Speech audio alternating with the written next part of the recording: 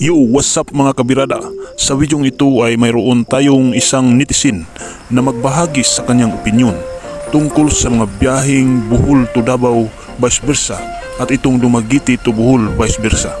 Pero bago ang lahat, kung hindi ka pa nakasubscribe sa aking channel, ay pakisubscribe naman dyan at pindutin na rin ang notification bell para naman updated ka sa iba't ibang videos ni Kabirada TV.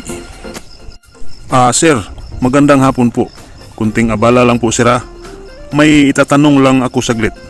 Sir, ano po ba ang masasabi mo sa ating mga long distance na biyahe tulad ng Bohol to Davao at ang Dumaguete to Bohol vice versa? Kining biyaheng Davao, ang gianan nila ni is Tagbilaran to Tubigon, Talibon, Ubay, Hagna. Dako kaning katabang sa mga commuters nga taga Bohol. Labi na kung ikaw nagpuyo ka sa Davao, nga muli kag Bohol.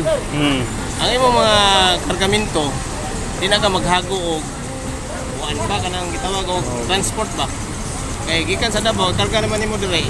Abot gina mismo, dito na mabot gina mismo sa imong ang imong gasto ana gamay na lang. Dili pareha sa unang panahon nga ikan sa truck, ikan sa truck, pasikol, mga medios gud imo ang gasto. Kani sang Dumaguete Bohol, Asa din dako mo? po ni Nawa lagi bato lagi. Okay, sa man man na ato man na sa Oslo, bato na Oslo. Oh. Uyog na ini sila day.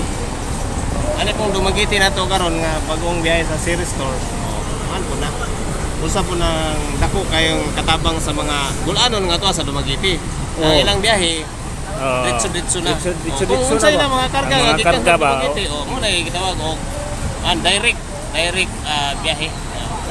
direct transport via Roro. Muna thank you YGBC company sa inyong mga pagserbisyo sa mga katawhan diri sa Bohol o sa tibuok Pilipinas. Okay, tagaan nila kasayon ba? Kasayon ang mga tao.